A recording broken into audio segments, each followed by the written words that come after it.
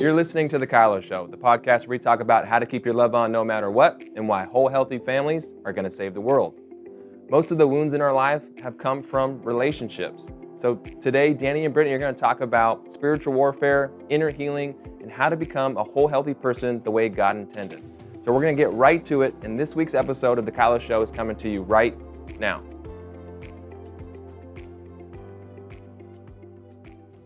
Hello, everybody. We're back here at the Kylo Show. Here we are. Ta-da! We're having fun. So we're still talking about singles. Mm-hmm. We are doing a whole little segment about singles, which is, if you thought you missed it, you just caught it in time. Just got episode 2 of Singles. Yeah, and we're just kind of breaking down the Kylo principles like we do. We're trying to really, worked in youth ministry for years, and there's a lot of singles in that group. Mm-hmm. And the fun part is we watched a lot of them get married, But I remember just so many times having conversation after conversation with these young men or young women, just helping them become powerful, really chasing away the fear. Giving them, I don't know how many different resources we have here at Loving on Purpose for communication. And then, really just what's the priority of your connection? And boundaries is always one, I feel like, no matter what season you are in life. These are all great, but boundaries are definitely in there. But again, just working with singles that are on this hunt for someone that they spend the rest of their life with. I cannot stress enough how important it is to really do the work. Do the work. I speaking of work, I was the regional manager for an area in Northern California as a social worker for foster care. And so most the social workers I crossed paths with were female, and the ones that worked with us were single. And I remember she was, I think she was 36, and she was single, and she wanted to be married so bad. Yeah. But she would say, I would rather be single than wish I was. It's a great line. It's a great line. That's a really great line. It will forever stick in my mind as someone who is doing the work, looking for someone else who's doing the work. Mm-hmm. And she, in all her potential relationships, she just never crossed paths with somebody that had done what she had done, and she had a huge value for it. And then one day, she found him. Oh, that's perfect. I love that. It's a great story. And I think this week's topic is really that love over fear. And I would say a lot of conversations Ben and I have had over the years with singles is there's an element of feeling afraid of getting hurt, afraid of repeating what their parents have done, afraid of not being ready or not, doing the work, or have they done enough work, or, I think sometimes I would say my personality can be like, well, maybe they're not ready. I'm pretty sure I'm ready, but they're not ready. But being willing to really look at myself as well, But yeah, I think that's one of the big things that we want to talk about in this episode is really kind of chasing after that fear that can hold you what feels paralyzed to moving forward, or maybe looking at some things, and just all that's required to go after that. And so the 5 principles. Last week we talked about being powerful. This week we're talking about essentially choosing love over fear, which is get rid of as much fear as you can find. Yep. Keep your goal of connection in front of you so that you have some way to recalibrate your compass over and over and over.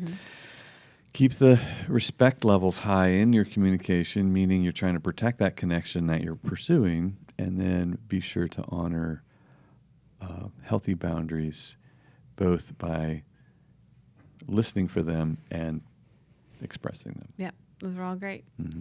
So let's talk about kind of the inner healing world of going after the junk that might be in your life. You know, really, what is that?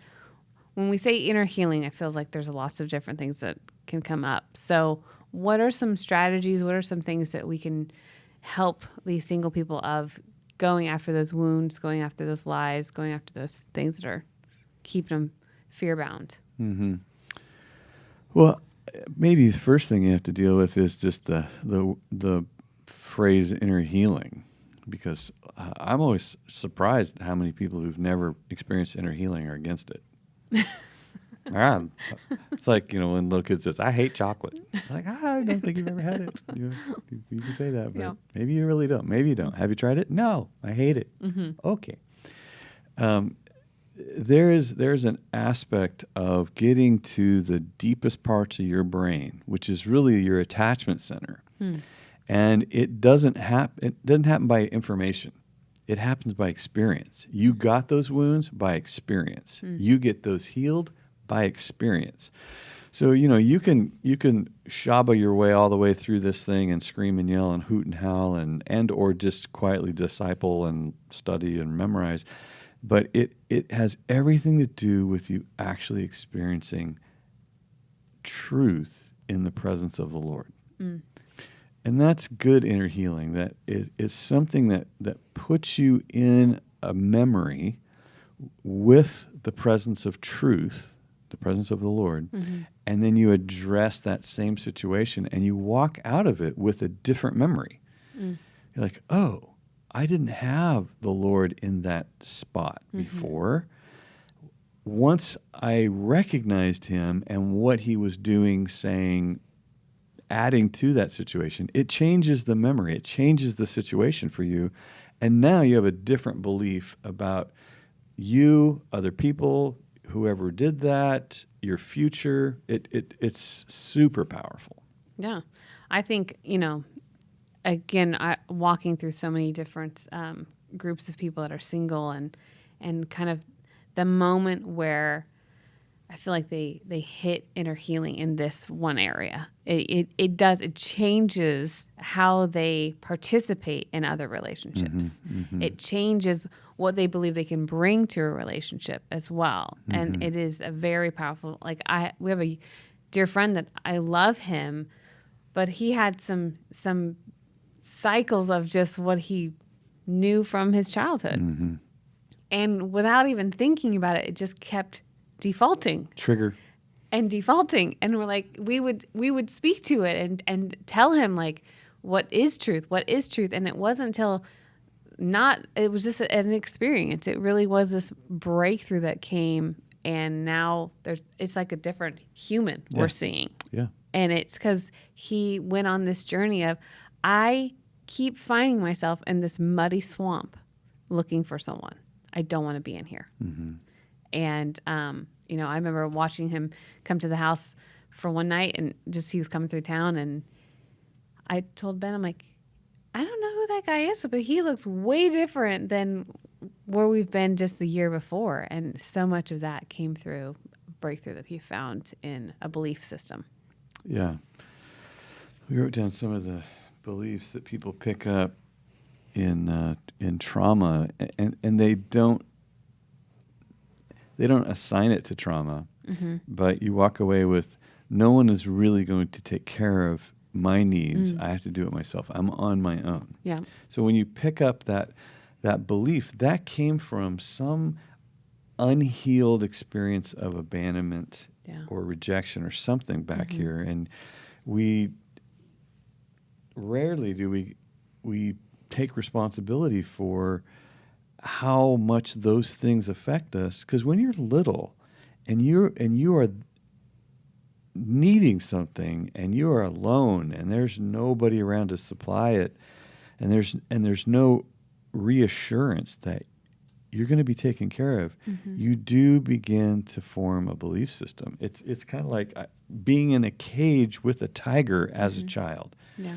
And you're just not sure what's going to happen next. The depth of the fear, the depth of the impact of that moment is setting you up for what you're going to determine moving forward. So what are some of the behaviors, like if the lie you have is no one is really going to take care of my needs and I have to take care of myself? What is a common default reaction or response to that? And not asking for help. Okay. So another one is something's wrong with me. Mm-hmm. How does that get lived out? Well, oftentimes I set people up to reject me. Okay. Another one is I'll never be loved for just who I am. On a performance treadmill all the time, trying to earn love. Okay. And the world is not a safe place, and I have to protect myself. Angry. Yeah, I was going to say that. Angry. I am just angry and manipulative and controlling. Mm-hmm. And it's different from I'm on my own in that I don't mind asking for help because it's part of putting the planet to work to get what I need. Yeah. I think looking at those and then kind of, again, this is a generalization of what is kind of the behavior that comes with those lies. Just trying to help people see, like, are these some of the tendencies that you're picking up and protecting or activating in your life that maybe you need to go and address. And just having no idea where they're coming from. Right. But I just keep trying to not do the destructive thing. But I keep doing it. Yeah. Yeah. Over and over again.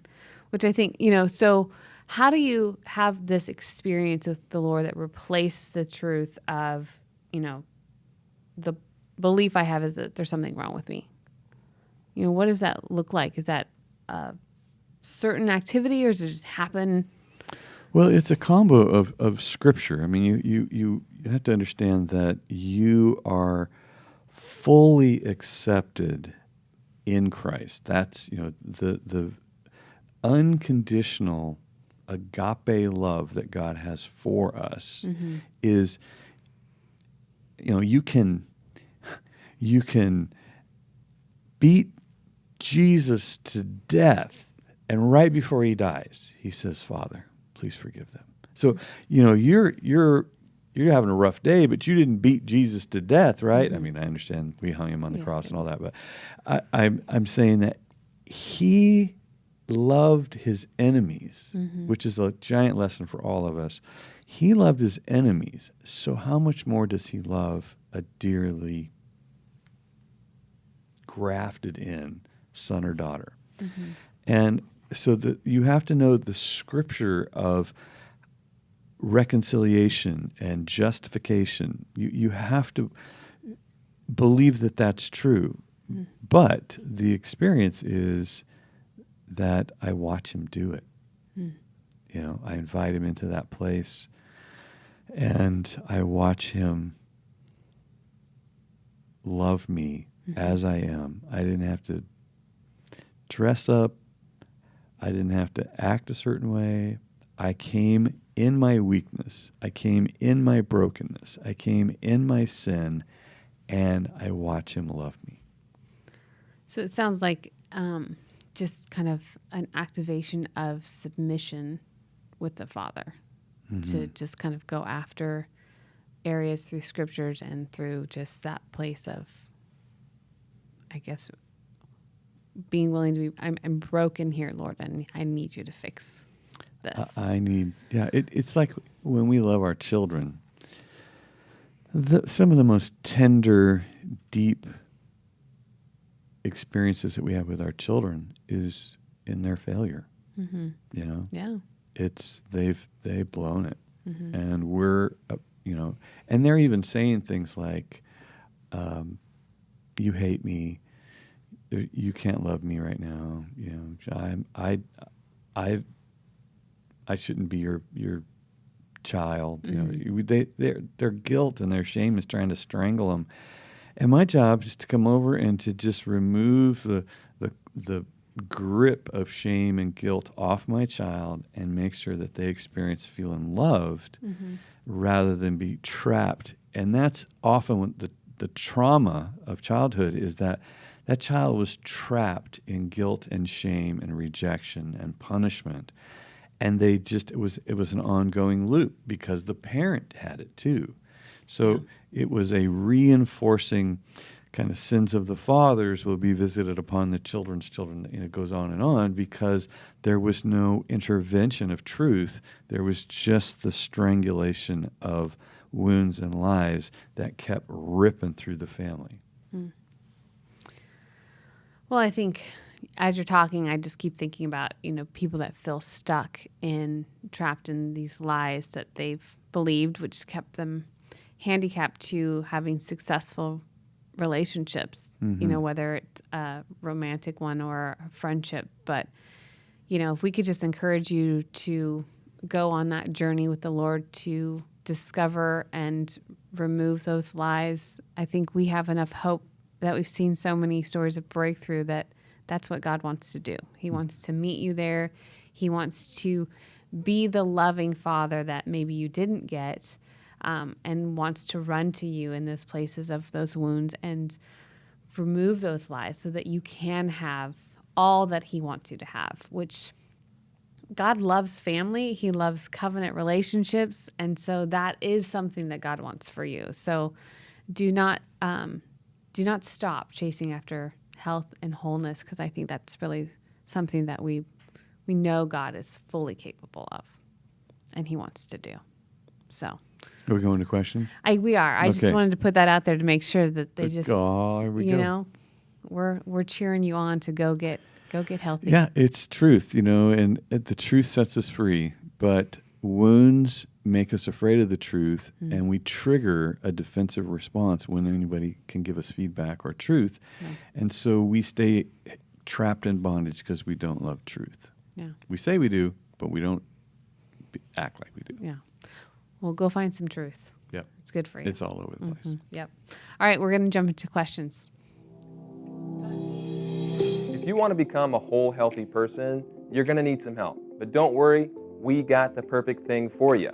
It's the Loving on Purpose Life Academy. Inside there, you're going to take a bunch of relationship courses. They're going to help improve your relationship with God, yourself, and others. So, to grow your character and improve your relationships, go ahead and visit lovingonpurpose.com and click courses now. All right, so our first question that we have comes from Allie. Okay, here's my question. I am a single, Jesus-loving woman. I got out of a 2-year, super toxic, emotionally, I would say abusive in some senses, relationship with a man that I thought I was going to marry. We were in leadership in a large missions organization, super dynamic. It was super devastating. I walked through tons of healing in 2020 and really honestly just fell more in love with Jesus. I've never been super consumed with wanting to get married or obsessing about it. However, it is a desire of my heart. But my question would be, as a single woman who has experienced such intense trauma and being cheated on and betrayed and really is walking out on the other side, how would you suggest approaching dating again? I know it's definitely scary in general to date. I'm not really one to be driven by fear, but as I'm headed into a new season and a new trajectory of life and looking for a partner that the Lord would have for me, what would you say would be the top 2 or 3 things to focus on as I prepare my heart to date again? Well, I would make sure that you got your whole heart back, meaning that when you are in a 2-year commitment, and there's lots of struggle. It sounds like there was lots of lots of vulnerability. And so time spent and vulnerability are the place where we build soul ties. And I understand soul ties get a bad rap, break unhealthy soul ties. That's right. Break all the unhealthy ones, but build the healthy ones. This is how you bond to your children. This is how you create an intimate marriage. This is how you connect with the Lord, is in a soul tie. Well, when you have unhealthy soul ties, what you end up doing is in the separation, a big chunk of your life sticks to them and walks off with them.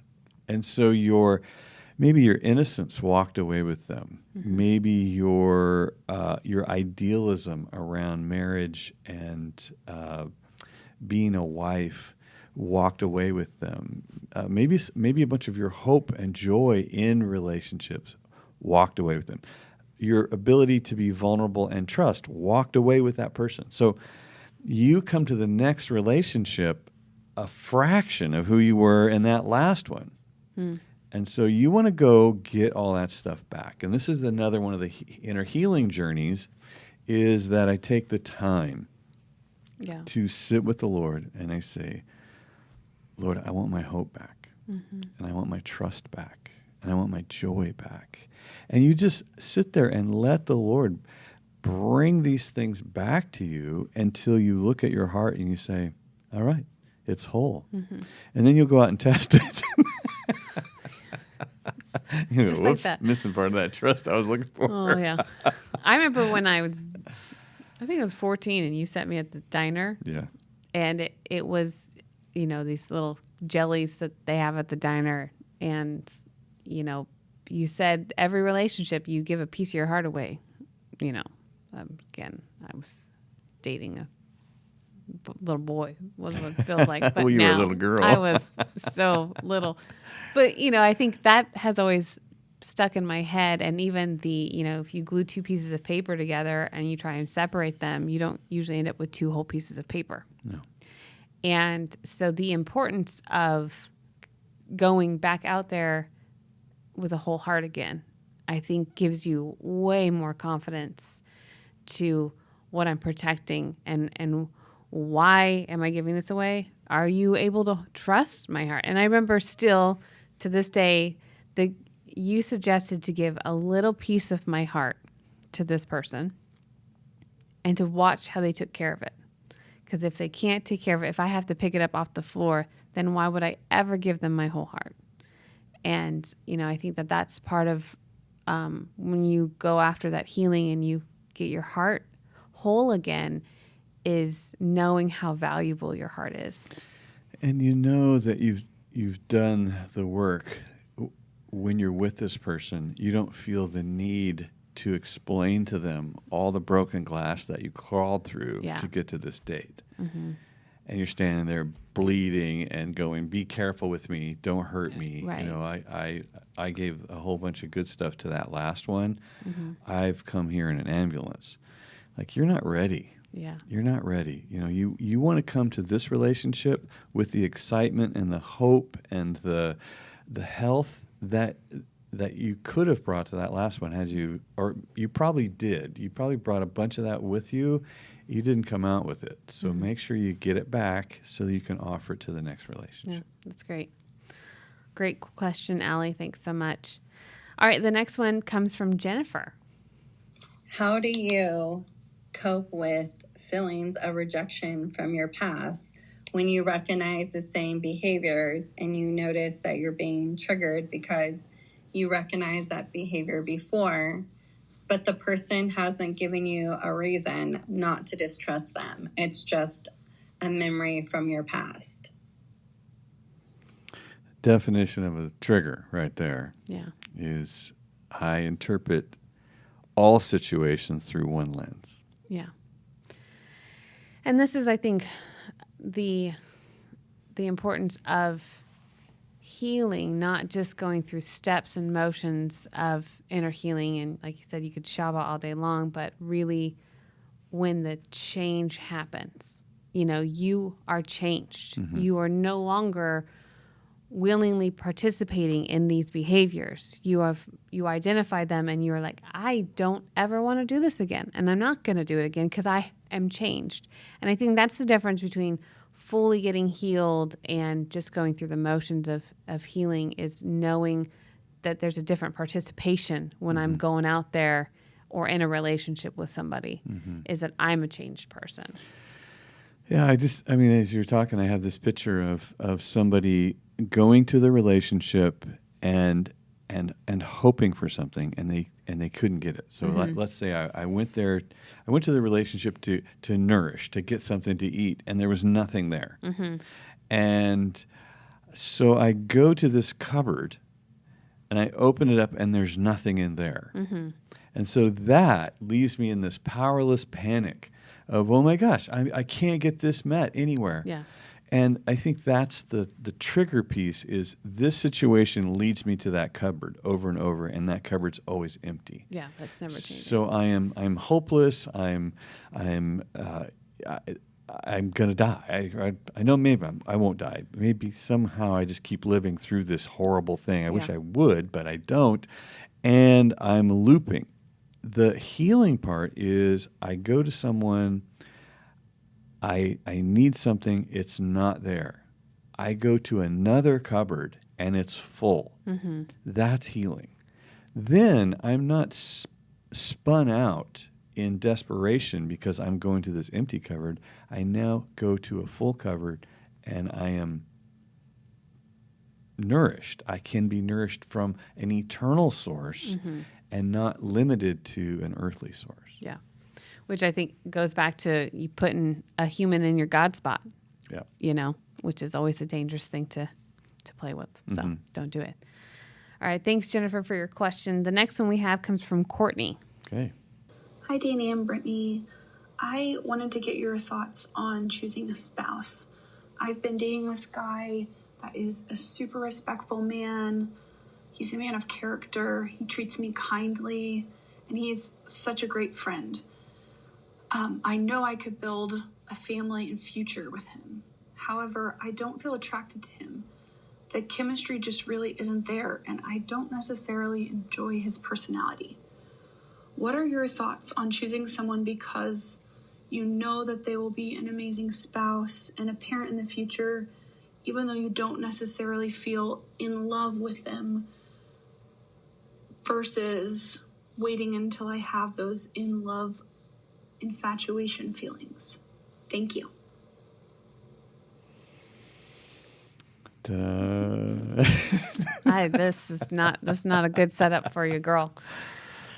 I mean, I think about the prepare and enrich assessment that we take. You know, we do communication, conflict, and partner habits and styles, which we renamed to What I Like About You. And when that sucker is low, I just go, oh, I don't know how this is going to work very well because I cannot. I mean, when you're married, you're with your best friend forever. So they should be your best friend. They should be everything a best friend is. And then they added like, hey, hunk, I think you're so attractive. I mean, that should be there for sure. I think those are some big elements of, I mean, I'm not saying shallow, that's the only thing that you should be have, but Shallow how? Yeah. I'm just thinking that it is a crucial element. I mean, there's all the boxes need to be checked for me in that I'm attracted to you. I'm attracted to who you are, to what you bring, to, you know, sure, we all have funny habits that I think should be willing to get around, you know, like I just laugh. This is the example I always have with Ben is when you walk in our bedroom, you see my side of the bed because it's always cleaner than Ben's side of the bed. We could fight like cats and dogs over it, but it's not worth it. So there's a compromise there. But again, you know, the pursuit and protecting, you know, each other and this best friend that you are building a world with, I think you should really be okay with who they are, because you may not be changing anything at all. I'm just thinking of all the things that I've heard recently about nice guys finish last. Okay. You know, that I was just listening to her set it up, and I thought, oh, she's going to friend zone this guy because he does not tap her vulnerability.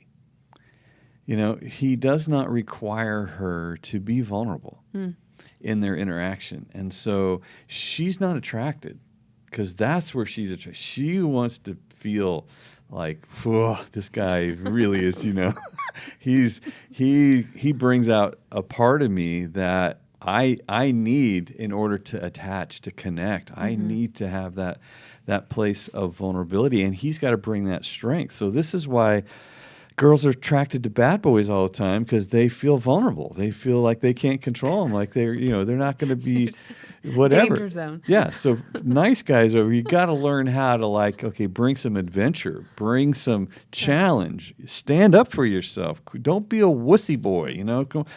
Don't give away the farm, the ranch, the town, and everything so that you think this girl might like you. Like, no. Come with some needs. Be assertive in the relationship.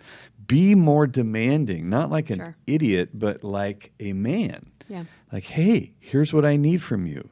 And she'll go, whoa, okay. Well, there you are. I was wondering where you are. I thought you were just the carpet that we just walked on all day long. But no, so don't passively let yourself be passed by, because 90% of what you bring is really what she wants, which is to feel loved and cherished and pursued and taken care of and valued. The other piece of it, though, is she's got to feel alive. Yeah. She wants to feel alive, and don't be so afraid of being alive yourself that you can't introduce that into the relationship. I tell Ben, I told him this, and he's coined it and says it often, but that confidence is sexy, and I think that, when Ben is his most confident self, that is where I find him the most attractive. Is, he's a very handsome fellow, I will say that. And when he's got his confidence on, it is like double whammy. This is the best ever. But I think that's, Ben can be unattractive when it's the mopey, and it's really when he gets in his passive state. That passivity is what my strong personality that needs a lot of control and needs to feel really safe is craving. Is when that's going on, it's really hard to feel safe. So yeah, I think there's a lot of that. In my relationship maturity with your mom, it was about me taking a stand. Like, I'm thinking, I'm just here to serve. I'm just here to lay down my life. I'm just Christ-like. I'm just an absolute wimp who doesn't want to fight. And she's like, are you there? Are you there? Because if you're not going to fight for yourself, you're not going to fight for me. Yeah. And I'm scared. Yep. Oh, man. Well, thanks, Courtney. That was a good question. And, fellas out there, go find some confidence. That's what us ladies need. Okay. Have all these girls smiling at us. Yeah, the ones you can't see. All right. Well, we're going to go jump into our testimony time. Awesome. I don't know about you, but I actually experience deeper learning when I talk about what I'm learning. And we have an opportunity for you to do that. It's becoming a Life Academy facilitator. As a Life Academy facilitator, you can lead one of our Life Academy courses. And you don't have to be an expert. You just have to be willing to be vulnerable and to lead others through the course. The teaching videos and the course guides do all of the instruction, and you're just going to facilitate that course. So if you want to experience deeper learning by facilitating a Life Academy course, visit lovingonpurpose.com, click courses, and lead a class today. All right. So our testimony comes from Sandy today. Awesome. Hey, Danny and Brittany. I just wanted to take some time to share my testimony on how Kylo has really initially transformed my life, my immediate family's life, and now in my engagement season, going into my marriage, just the principles that Kylo has taught me first as a single. And I remember being exposed to some of those principles a few years back when I heard Danny preach at Jesus Culture, and just just seeing the culture that was cultivating within, some of my friends that had been around this culture for a while. And I just remember seeing the different kind of fruit that came from, powerful people and communication and connection and having boundaries. And just seeing that really made me wanted to have change in the way I navigated. And just remember realizing that I was acting from a powerless place in a lot of areas in my life, and just had to get very aware of the decisions I was making and why I was making them, and were the decisions that I was making coming from a place of fear or out of a place of I actually want to have connection with this person. And I started doing that initially for myself, and then just started setting some boundaries with my family that eventually, just set a little bit of an example for them. And now has completely changed the dynamic I have with my parents. And going into my marriage with Dan, I know Brittany and Ben have been instrumental in our engagement season, and just learning that I am responsible for me, and just, like setting boundaries to protect Daniel's and I connection, and just learning to just choose connection over fear in our relationship, even when it gets scary, and just communicating that. And I know that we are just getting equipped super well, and have no doubt that moving forward in our relationship and things like that, we're going to create a family that chooses connection over fear, and that has great boundaries and communication. And that is going to be, one of the things Daniel and I talk about now is that we want to make sure that we're the example for people around us, because you guys were initially that example for us. And we want to be a family, a whole family that changes the world around us. So we're going to keep fighting for that. And the work you guys have done and just continue to impact us. And just so thankful for the Kylo team, and for, Brittany and Ben pouring into us, and for Danny and Sherry, the example that they've set, not only for through your ministry, but you just for the community. It has greatly impacted us. So just super thankful for you guys, and just excited to pass this on to the next generation. Doesn't get easier, but it's exciting to think that we get to choose connection over fear, and just we get to choose that to our children, and they're going to teach that to their children. So thank you for impacting not only my generation, but the generations after us. She's excited. Yes. She's going to change the world. She is. That's fun. It's been fun working with them. Again, when you've got some local people, you get to know them a little bit more than those from around the world, which are always fun to hear their stories as well. But having a face, and someone that you get to hug at church on the occasion, and, you do the DTR course, defining the relationship course with them, and different things. And you kind of, Ben and I have really gotten to dive into really their pain spots, their things that they picked up as trauma as children, and really having to challenge them to go and find growth and breakthrough. And so it's been really fun to see what they're bringing to their family, and really watching them, grow in these concepts, and all of that's been really, really, it's a fun journey to, again, walk with someone so closely. And I know, I mean, I remember with Sandy, just kind of her whole family has kind of been lit up in the best way with Kylo. So that's fun to watch and see. So Kylo evangelist. Yes, she is. Everyone she's out there. Starts sharing what they've learned. And I mean, this is kind of an example of whole healthy people create whole healthy families. Yep. That perpetuation of facing your fears, facing your wounds, being willing to grow and apply truth. And I think that this particular episode where we talk about chasing fear away it comes from the securing, the establishing of the love of the Father in our lives. Mm-hmm. We use the orphan heart analogy a lot, where we essentially, I'm on my own. Nobody's going to protect me. Nobody really values me or knows me. Something's wrong with me. Nobody wants me. All that internal dialogue. When you get triggered, if that's where you go, then you're like, okay, this is a spot where the Lord has to show up and reprogram me. Mm-hmm.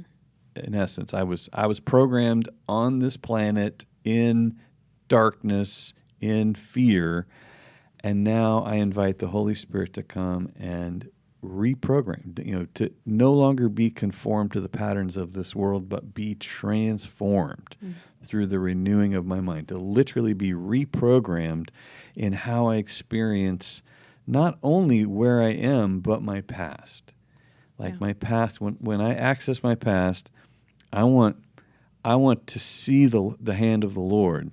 I want to see His goodness. I want to taste and carry that into the tomorrow that I build, so that my children, my legacy is now rooted in the freedom that truth brought. Yeah. And I think that's a powerful thing to just be so aware of as a single, is that I'm setting myself up for success. Mm-hmm. I'm setting myself up for a phenomenal marriage. I'm setting myself up for having the tools that are needed to build a family, and not getting hung up on my family didn't know what they were doing, which means I can't. That's so far from a lie. I mean, I think of where you and Mom came from. You have significant childhood trauma, and here you are, and you didn't do the work, but you should have. But, you did a little bit of work. You got saved in the beginning. So that's a really great step. Yep. But, I think just the power of healing and what it can do to transform your life, and the goodness of God and all that He says yes to doing, And you build a different platform for your children, and then they build a different platform for their children, and you get to watch it. I mean, I'm watching it. I'm like, my grandchildren have they don't even smell like the smoke of the fire that we crawled out of. Yeah. It's just such a beautiful thing. And I think, they probably smell smoke on me every once in a while. Like, Papa smells like a little smoky there. Yeah, it's because I just don't know what I don't know as far as what affected me and how it affected me, and how other people experience that. But I tried my best to grow and change and keep it off my kids. And then, and then I think, gosh, when Lainey and Addie and Lincoln are having babies, what is that going to look like? I don't even know. I know. I don't know that I'm ready to think about all those things. I think Addie just turned 12, so I'm like, what's happening? They're all growing. Lainey's 16. Oh man. But again, working with like Sandy, hearing her say, we're going to build a family that is different than what we were given, but you can hear the value for her family, and that's beautiful. And she's like, and I'm going to do more because of these tools. Yeah, and as soon as So you blend great. your life with another person, you get to test all your theories. Yes, this is true. You get to test. There's lots of practice coming her way. You get to test all the places that you built for strength. You get to find out how strong they are. Mm-hmm. It's They'll have a new relearning of Kylo, I think, is a new application. And again and again. And what happens though is you just keep adding strength to those areas. And eventually, you can drive a cement truck over that bridge, because it's no longer a walking bridge. It's now, it's fortified. Yeah. Because of the work that you kept doing. You can engineer the thing in the beginning to hold what you think it should hold. But the real test comes when you drive that first cement truck over there, And How much do I trust this? You're like, wow, that was a lot. That we might want to do a little more work on those pillars down there. Before we do that again. Yeah. That's true. It's true. Well, again, I love that we're kind of challenging these singles to go take a hard inside look and chase away those lies. And it's amazing how fear limits your life, and I think it limits your opportunities. So we're in the relationship business, so we don't want you to feel limited there. We want you to feel free there. And the ammo really is that we would learn, practice, understand, love as much or better that we experienced fear and believe it. That my first go-to really is remembering that I'm a dearly loved child of a king, and not that I would have to sort through, I'm all by myself again. Yeah. That's so good. Awesome. Well, thank you so much for joining us here at the Kylo Show. And tell somebody. Tell somebody, tell everybody. But we're challenging those singles out there to get healthy and whole, so you can, if you so choose to, build a healthy family someday that will help save the world. Yeah. And that's what we're all about. Well, whole healthy people are just more fun to be around. That's true. And you want to be fun to be with, for sure. Yeah. So thanks so much for joining us here at the Kylo Show. We'll see you next time. Bye-bye. Thanks for listening. Make sure to join us next week when Danny and Brittany talk about the importance of covenant relationships. Never miss an episode by subscribing to The Kylo Show on Apple Podcasts, Spotify, or watch on the Loving on Purpose YouTube channel. And don't forget to submit your questions and testimonies to thekyloshow.com. The Kylo Show is produced by Ali Armerding, co-produced by Ashley Beck, Leah Alexander, Anna Hill, Sherry Silk, sound engineered and edited by Taylor Silk, and show promoter Christian Zamora. Thanks for listening. We'll see you next week.